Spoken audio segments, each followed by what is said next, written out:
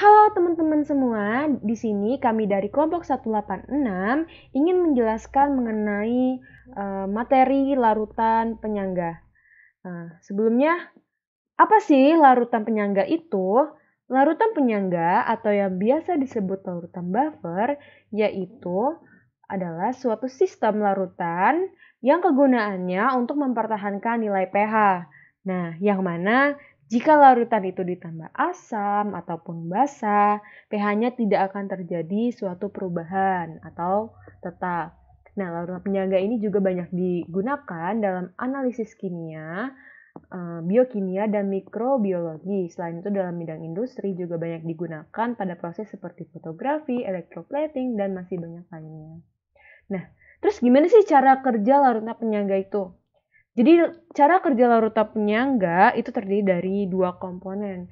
Yang pertama larutan penyangga asam, kedua larutan penyangga basa. Nah, kita akan bahas satu-satu nih.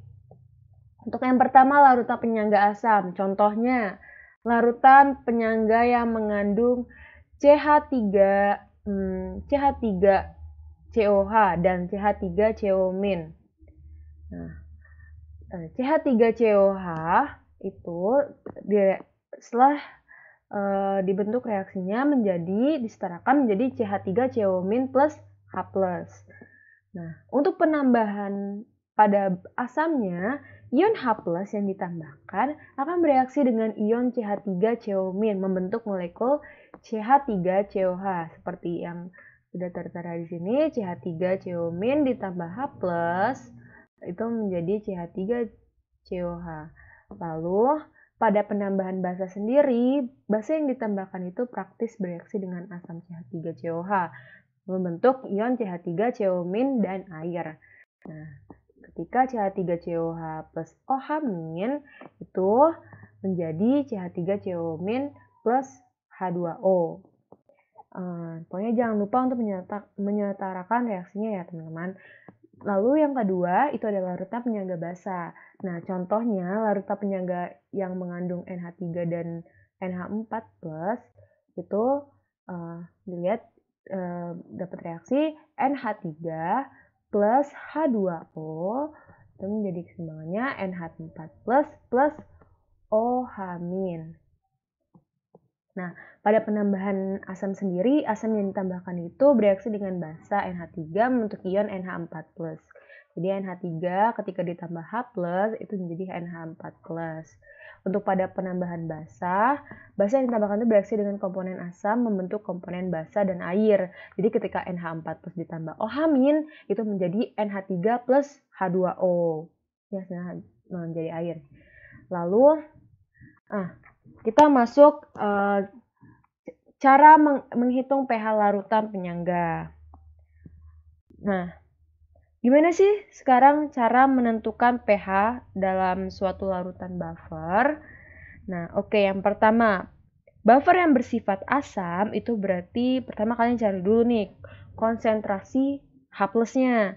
Itu bisa kita dapatkan dengan cara menggunakan persamaan konsentrasi H+ sama dengan Ka mol asam lemah dikali mol asam lemah per mol basa konjugasi. Nah, lalu dari H+ itu kita bisa menentukan pH-nya. Selanjutnya yaitu untuk larutan penyangga basa. Yang sifatnya basa cari dulu nih. Kalau basa OH- kan. Cari dulu konsentrasi OH-nya. Itu persamaannya adalah OH- sama dengan Kb dikali mol basa lemah per asam konjugasi atau garamnya ya. Nah, dari situ kita bisa mendapatkan pOH sama dengan PKB min log kali basa lemah per mol asam konjugasi. Jadi di sini kita bisa dapat pOH-nya. Nah, sekarang kita masuk ke contoh soal. Di sini ada contoh soal, kita yang A. Nah, yang pertama ada 100 ml larutan HCN 0,1 M ditambah 50 ml 50 mili larutan NaCN 0,2 M. Terus di situ ketahui juga Ka-nya HCN-nya sama dengan 4 dikali 10 min 5. Nah, nih, pertama dalam menentukan pH, maka kita harus bisa menentukan terlebih dahulu sifat-sifat dari zat tersebut. Misalnya kayak untuk HCN sendiri itu kan tergolong asam lemah ya. Asam lemah. Nah, untuk NaCN dia kan merupakan garam, tetapi juga mengandung basa konjugasi dari HCN. Jadi kayak ini adalah basa konjugasinya, yang NaCN basa konjugasinya. Nah, kalau dibentuk dari asam lemah dan basa konjugasinya, maka dia termasuk ke dalam penyangga asam, karena yang di sini juga terlihat yang lemah itu asamnya. Kemudian dalam menentukan pH penyangga ada dua cara, yaitu pertama cara langsung dan tidak langsung. Nah, untuk di sini kita memakai cara langsung. Ya, kalau yang diketahui adalah asam lemah dan basa. Ya, misalnya cara langsung nih ya. Kalau yang diketahui asam lemah dan basa lemah kemudian dicampurkan dengan basa konjugasi atau asam konjugasi, maka itu disebut cara langsung. Nah, jadi kalau cara langsung itu langsung aja masukin ke rumus tanpa ada reaksi terlebih dahulu. Nah, untuk yang pertama, ini kan salah satu ciri yaitu larutan penyangga asam. Nah, jadi soal pertama, jadi campuran tersebut itu sudah merupakan penyangga asam. Nah, masukkan aja konsentrasi H+ sama dengan Ka dikali mol asam lemah per mol basa konjugasi atau garamnya dikali elevasinya. Masukkan ke rumus, Ka-nya sudah diketahui 4 kali 10 min 5, 4 kali 10 mili kali 0,1 M dikali 100 mili. Kenapa sih 0,1 M kali 100 mili? Jangan lupa, untuk mencari mol, kita untuk mencari mol itu rumusnya N sama dengan M molaritas dikali volume.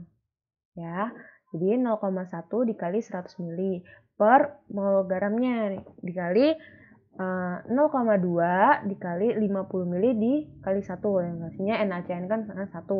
Jadi setelah didapatkan dicoret, ini coret jadi 10 jadi per hasilnya 1 kan. Jadi 4 kali 10 min 5 dikali 1 sama dengan 4 kali 10 min 5. Nah, dari sini kita bisa mengetahui pH-nya. Nah, untuk menentukan H+ ke pH bisa memakai polanya, masih ingat nggak? B dikali 10 min A. Maka yang pangkat menjadi ke depan.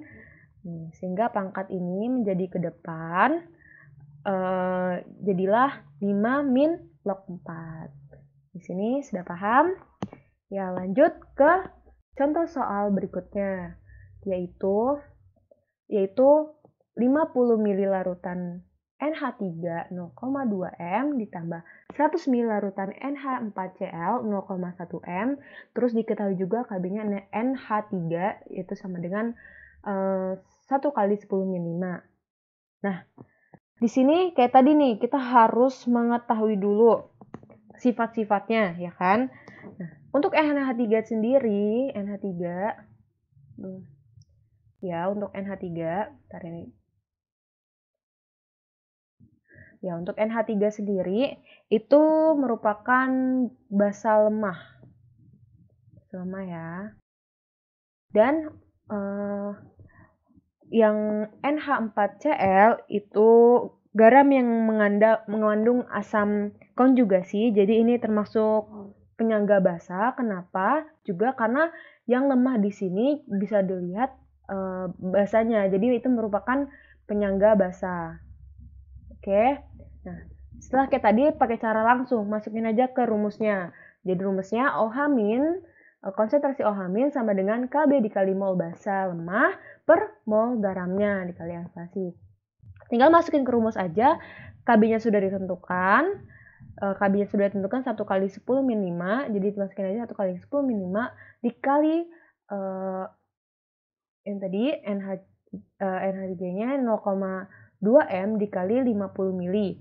per 0,1 M dikali 100 mili dikali 1, karena NH4 di sini 1. Didapatkan hasil 1 kali 10 min 5. Nah, dari sini kita tahu tuh bahwa pOH yang didapat sama dengan 5. Nah, untuk mencari, karena sudah didapat pOH-nya sama dengan 5, untuk mencari pH-nya itu tinggal 14 dikurang pOH-nya. Jadi 14 dikurang 5. Hasil dari pH-nya yaitu 9. Oke, terima kasih. Sekian penjelasan dari saya. Semoga Anda mengerti. Assalamualaikum warahmatullahi wabarakatuh.